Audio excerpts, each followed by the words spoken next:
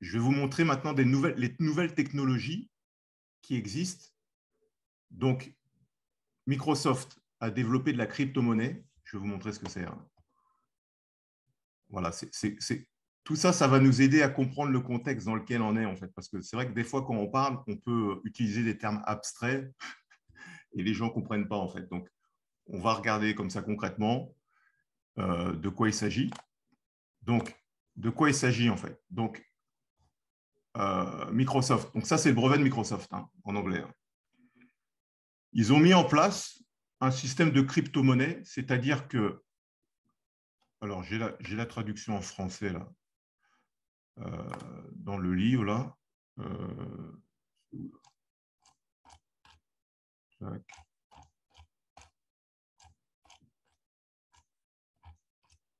Je l'ai mis, crypto-monnaie, voilà.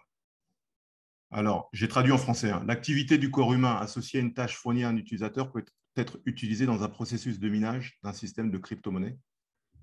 Je traduis en français courant. Notre corps produit de l'énergie.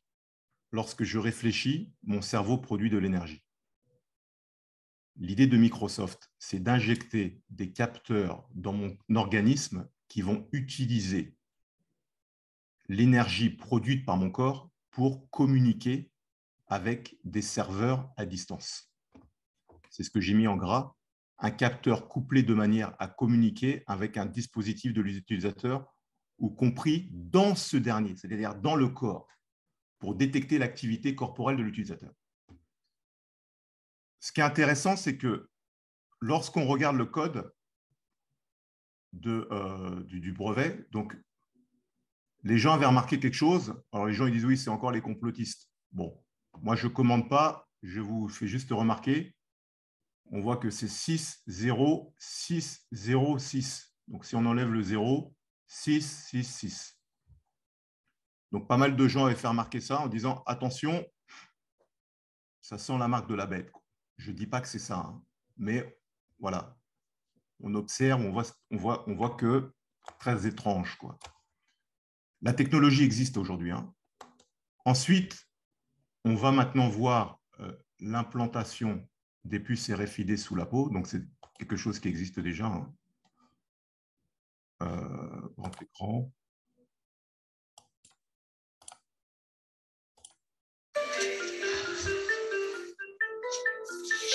All right, buddy. If you take a big, deep breath in, breathe out. That's it, my friend. Cool, huh? Yeah. You're now part robot. Exactly, I'm a cyborg. And just like that, Nico Gronholm is one of about 6,000 Swedes walking around with a microchip in their hands. Voilà, donc là, on vient de lui mettre en place une puce. Et donc, So primarily, I think it's going to be for passage, doors, locks. I would also like to be able to pay with it. Voilà, donc il peut ouvrir la porte avec la puce, sans clé. Tac. Voilà. Donc, vous voyez, le message est positif. C'est quelque chose qui va changer notre vie. Le message est rempli d'empathie, quoi. OK ? Je vais vous montrer notre vidéo. C'est que maintenant, avec les découvertes au niveau de la neuroscience, les chercheurs ont découvert que lorsque je pense, j'ai certaines zones de mon cerveau qui s'activent. Et ils sont parvenus maintenant, en mettant des capteurs, à comprendre, lorsqu'on pense, à pressentir l'action qui va être mise en place, en fait. Et donc, ça leur permet, en fait, de pouvoir mettre en place des outils, par exemple, pour les personnes qui sont tétraplégiques. Voilà. Comme ces personnes ne peuvent pas utiliser leurs mains en général, le fait de pouvoir penser, elles pourront utiliser un PC, envoyer des SMS et tout, etc. Donc, je vous montre une petite vidéo de l'INREA. C'est un organisme de recherche français. Tac. Et donc, vous allez voir en fait que je vais avancer un peu. Pour faciliter l'intégration des interfaces cerveau-ordinateur et la gestion des commandes dans des environnements de réalité virtuelle, nous avons créé le logiciel OpenVibe. Une interface cerveau-ordinateur ou BCI est un nouveau moyen de communication qui permet de commander ou contrôler des ordinateurs ou des machines directement à partir de l'activité cérébrale. Donc vous voyez, hein, ça permet de communiquer un ordinateur uniquement à partir de l'activité cérébrale. OK. L'activité du cerveau est mesurée par électroencéphalographie ou EEG, c'est-à-dire à partir d'électrodes positionnées à la surface du crâne. Les BCI analysent en temps réel cette activité cérébrale et peuvent identifier, en les localisant, certaines commandes mentales et s'en servir pour piloter une machine ou un ordinateur. Voilà.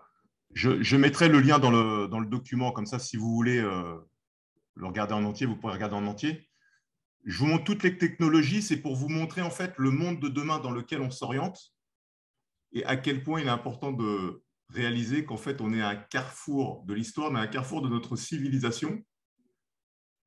Et que si on ne se rend pas compte des enjeux, on peut passer à côté en fait de ce à quoi on est appelé de ce qu'on est appelé à faire. En fait. Alors, ensuite, c'était quoi celui-là? Oui, c'était pour vous montrer que donc ça c'est un tétraplégique reprend l'usage de sa main par la pensée grâce à un implant cérébral. Voilà. Je vous mettrai ici le document dans l'article dans le PowerPoint pour ceux qui veulent chercher. Alors, ça nous emmène où en fait? Ça nous emmène que Elon Musk, donc voilà, que vous connaissez pour Tesla, hein, il a créé une boîte maintenant qui s'appelle Neuralink. Et donc, il a pour projet d'implanter une puce dans le cerveau des individus pour qu'ils puissent contrôler des objets à distance, contrôler des ordinateurs, envoyer des SMS et tout, etc. Donc là, je suis sur le site de Neuralink, donc Understanding the Brain. Voilà. En fait, qu'est-ce qui se passe? C'est que au niveau du cerveau, le cerveau est composé de 86 millions de neurones. Hein. Lorsque les neurones sont connectés entre eux, c'est ce qu'on appelle des synapses. C'est ce que vous voyez là. Voilà. Et donc, en fait, lorsque, par exemple, moi, je prends un stylo, j'ai certaines zones de mon cerveau qui s'activent. Et aujourd'hui, maintenant, grâce à des outils, simplement par la pensée, il devine le geste que je veux faire ou la parole que je vais dire. Et donc, maintenant, vous allez avoir donc des outils qui vont permettre demain, par la pensée, de pouvoir, par exemple, envoyer un SMS ou allumer la télé, allumer la chaîne IFI, choisir sa chaîne de télé sans utiliser de télécommande. Donc, pour le moment, voilà, c'est présenté, c'est pour les personnes qui ont des déficiences physiques, c'est pour pouvoir les aider et tout, etc. Mais on sait très bien, comme nous le prouve l'histoire à plusieurs reprises, que par la suite, ça se démocratise et puis c'est étendu à l'ensemble de la population. Alors, pourquoi j'ai voulu aborder ce point-là? C'est pour dire que le futur, c'est l'homme augmenté, en fait. Donc, j'en ai parlé samedi, c'est de pouvoir donner maintenant à l'homme une capacité supérieure, donc soit physique, en lui greffant des membres bioniques, soit intellectuelle, en mettant en place des puces avec une capacité d'information et une certaine connaissance, en fait. Et donc, Neuralink, il nous montre ici donc, comment se passe l'implant. C'est pour vous montrer qu'on est en train de basculer dans un autre système de civilisation. By a factor of 100, then 1,000, then 10,000. Alors, So going into the Neuralink architecture, what we've done over the past year is dramatically simplify the device. So we about a year ago, we had a device which had multiple parts, including a piece that it had to sort of sit behind your ear, and it was complex, and you wouldn't still look totally normal. Donc l'idée, c'est d'ouvrir le cerveau. So we've simplified this to simply something that is about the size of a large coin, and it goes in your skull, replaces a piece of skull, and the wires then connect within a few centimeters or about an inch away from the device. And this is sort of what it looks like. Voilà, donc c'est un implant en fait, sur lequel il y aura des datas, des données, qui sera directement implanté dans le cerveau. Donc là, on rentre dans une autre dimension. Hein. Donc le cerveau qui est la tour de contrôle de l'être humain. Hein. Donc si demain, on implante un cerveau, un implant dans un cerveau humain, on peut prendre le contrôle de la personne. Quoi. Voilà. Là, on va avoir une interview de Klaus Schwab qui date de 2016. Hein. Vous avez la date ici. Et regardez bien ce qu'il dit. Tac. Sorte d'exemple étonnant, le téléphone portable, c'est l'objet, hein, c'est l'objet fétiche. Hein. Tout le monde pour ça, la révolution technologique, c'est ça d'abord. Vous vous souvenez de votre premier téléphone portable? Oui, ça fait à peu près 20 ans. Ouais. J'étais un des pionniers. C'était encore les modes là, des grosses valises ou dans la voiture? Exactement. Et j'étais très fier. Ouais. Aujourd'hui, au bout de ça, on parle de puces qu'on pourra s'implanter. Ce sera quand ça? Certainement dans les 10 années à venir. Et d'abord, on va les implanter dans nos vêtements, c'est-à-dire wearables, comme on le dit. Et après, on pourrait s'imaginer qu'on les implante dans nos cerveaux ou dans notre peau. Et à la fin, peut-être il y a une communication directe entre notre cerveau et le monde digital. Ce que nous voyons, c'est une sorte de fusion du monde physique, digital et biologique. On appelle quelqu'un, on n'a même plus le réflexe de devoir prendre un appareil, ça se fait naturellement. Hein. La technique continue le corps. Oui, vous parlez, vous dites, je veux maintenant être connecté avec n'importe qui. Hein? Et d'abord, vous avez les robots personnalisés, j'ai vu. Voilà, donc c'est lui qui a écrit le livre The Great Reset, hein, c'est Klaus Schwab. Hein. Voilà. Donc, vous voyez la direction vers laquelle on essaie de nous amener. Et donc, c'est lui qui a écrit « Le Covid est une fenêtre d'opportunité pour aller vers le nouveau monde tant plébiscité par les gens, entre guillemets. Quoi. » Alors, donc là, en fait, on a vu quoi? On a vu qu'en octobre 2019, il y a un événement qui a été organisé. On a vu qu'aujourd'hui, il y a des nouveaux instruments qui sont en train de faire leur apparition sur le marché. Pour le moment, on n'en entend pas parler, au niveau du grand public, mais ça existe déjà. On voit que l'ambition, c'est de pouvoir demain mettre des implants dans les cerveaux des êtres humains. Voilà. On continue un petit peu donc notre état des lieux de la société. Alors, le Kenya et le Malawi, zone test pour un carnet de vaccination injecté sous la peau. Alors, qu'est-ce qui se passe? En fait, c'est le MIT aux États-Unis. Voilà, des ingénieurs américains ont mis au point un marquage, une vaccination sous-cutanée encapsulée dans des nanoparticules. Donc, ils ont dit que dans les pays pauvres, les gens y perdent souvent leur papier d'identité. Et donc, pour leur faciliter la tâche et pour être sûr qu'ils sont vaccinés, quand on va les vacciner, on va injecter un carnet de vaccination sous la peau qu'on pourra reconnaître grâce à un lecteur qui peut être sur un téléphone portable. Voilà. Et donc, vous voyez, c'est la Fondation Gates qui finance le projet. Là. Et voilà. La recette finale est composée de nanocristaux à base de cuivre, appelés des boîtes quantiques, voilà, hein, de diamètre encapsulé. Voilà. Et donc, le tout est injecté par un patch de micro-aiguille de 1,5 mm de longueur. Et donc, en fait, cette lumière luminescente s'appelle luciférase. Voilà, luciférase. Pourquoi luciférase? Parce que Lucifer, c'est lumière. Et Lucifer, c'est porteur de lumière. Et donc, le nom, c'est luciférase. Donc, ensuite, qu'est-ce qu'on voit? On va aller voir maintenant. Je vous donne beaucoup d'informations, mais ne vous inquiétez pas, je mettrai tous les liens pour ceux qui veulent regarder à nouveau dans le doc. Voilà, c'est pour vous montrer... Des fois, c'est bien d'avoir des images. Donc, on entend beaucoup parler d'identité numérique, en fait. Mais de quoi s'agit-il exactement? Ce qu'il faut savoir, c'est que la Commission européenne, en 2019, avait déclaré qu'en 2022, il y aurait un pass vaccinal pour tous les citoyens européens. Ah, j'ai oublié de vous le mettre, j'aurais dû le mettre. Donc, c'est sur le site de la Commission européenne, en fait. Voilà. Et donc, il y a des boîtes comme Thales qui ont déjà mis en place des outils, mais qui attendent maintenant le bon timing pour pouvoir les commercialiser, en fait. Alors, le Digital ID, c'est quoi, en fait? Là, on le voit là. Le Digital ID, la toute nouvelle génération d'identité mobile de Gemalto, est un portefeuille mobile hautement sécurisé qui héberge tous nos documents d'identité et titres sécurisés, digitalisés et qui est accessible depuis notre smartphone. Je vais vous mettre la vidéo. Donc, vous allez voir, c'est le monde de demain.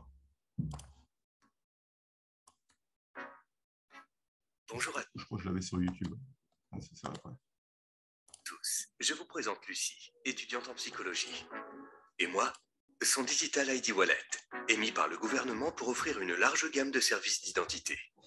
Je suis en fait un moyen pratique de prouver et de protéger son identité, aussi bien virtuellement qu'en face à face. Regardons de quoi je suis capable. Je peux aider les pouvoirs publics à mieux communiquer avec les citoyens.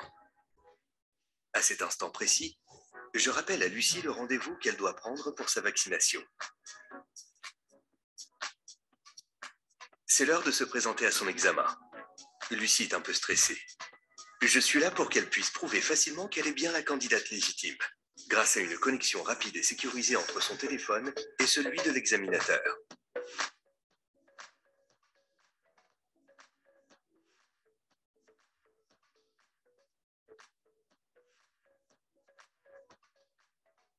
Examen réussi.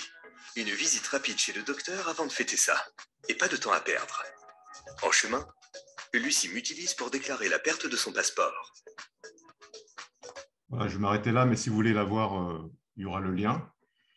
Donc, maintenant, on a, comment elle s'appelle, Virginie Joron. Voilà, c'est une députée qui est au Parlement européen. Et en fait, elle est en train de parler de ce qui est en train de se faire au niveau de l'Europe. Pour tout et surtout mes chers collègues, je pense que c'est un rapport très important et je suis heureuse de collaborer à ce travail. L'identité numérique. Évidemment, au départ, ce sera pour notre bien, ce sera plus facile pour pouvoir payer, pour pouvoir vérifier si quelqu'un est vacciné ou pour voter. Le vote, c'est précisé dans le texte de la Commission. On voit bien, le toboggan est bien en train d'être mis en place. On est donc à 2 doigts de la puce électronique sous la peau. Au départ, on aura un papier avec un code QR, mais les restaurateurs, les policiers vont se fatiguer rapidement pour le contrôler. Ensuite, on aura des bornes et ce sera plus facile. Ces bornes liront votre identité ou votre statut sanitaire sur un bracelet, une montre, sur un petit objet que vous porterez dans un sac à main, sur un code tatouage ou alors, comme je l'ai dit, sous la peau et les portes s'ouvriront.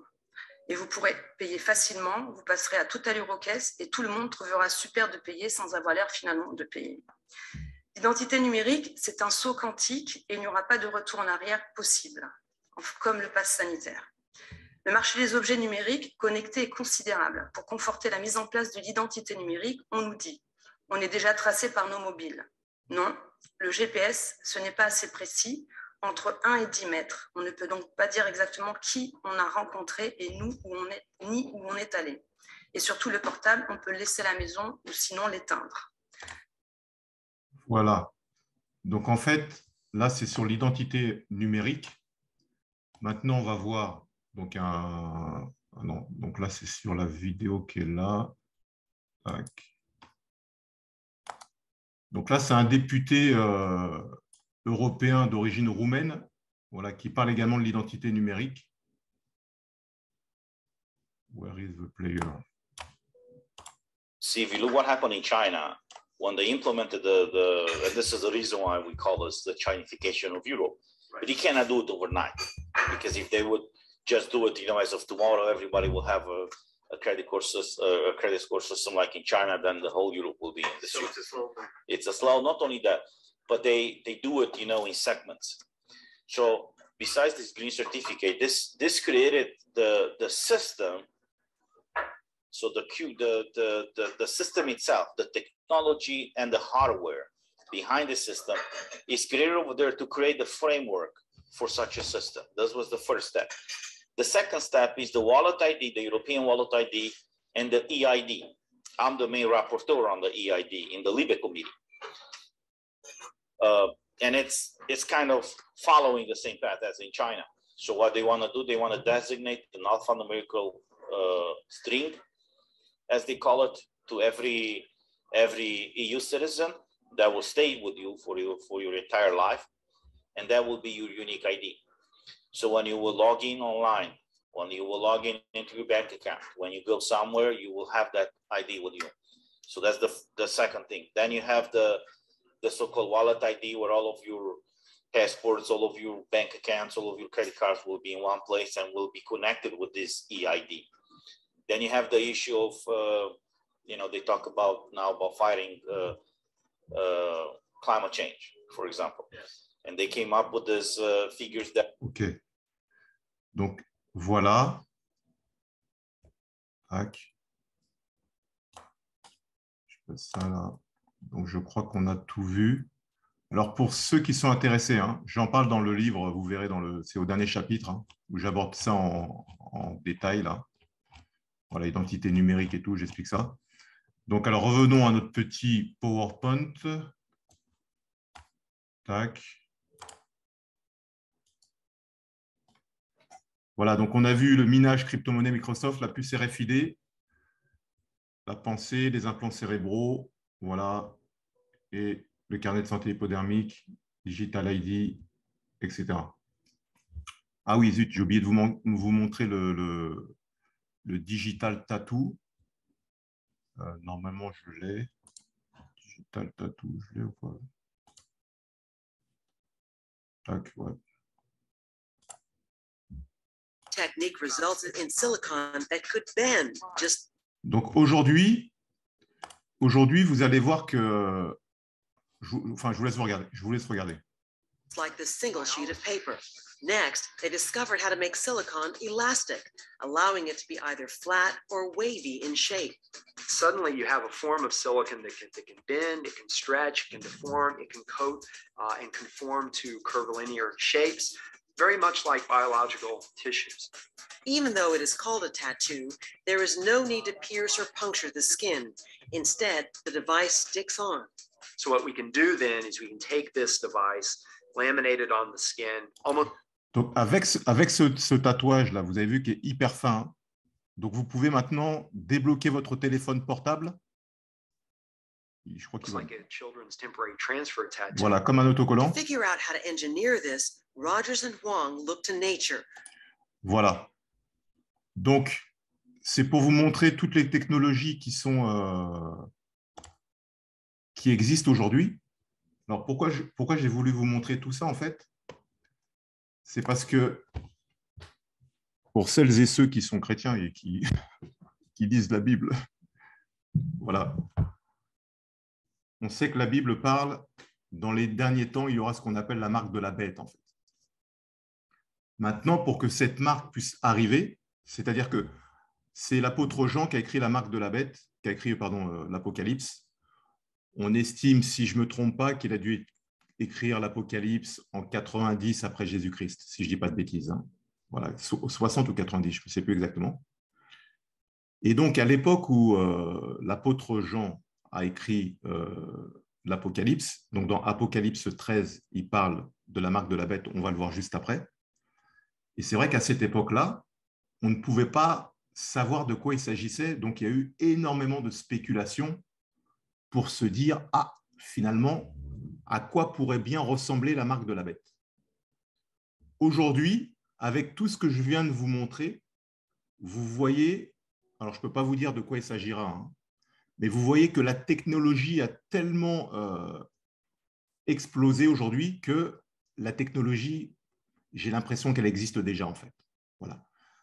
Donc maintenant, pour pouvoir mettre en place ce système, il faut qu'il y ait des circonstances qui permettent la mise en place de ce système et surtout des circonstances qui préparent les gens à accepter ce système. Voilà. Je pense qu'il y en a déjà qui voient où je veux en venir en fait. Parce que tout commence par le conditionnement. OK? Je l'ai déjà répété à plusieurs reprises.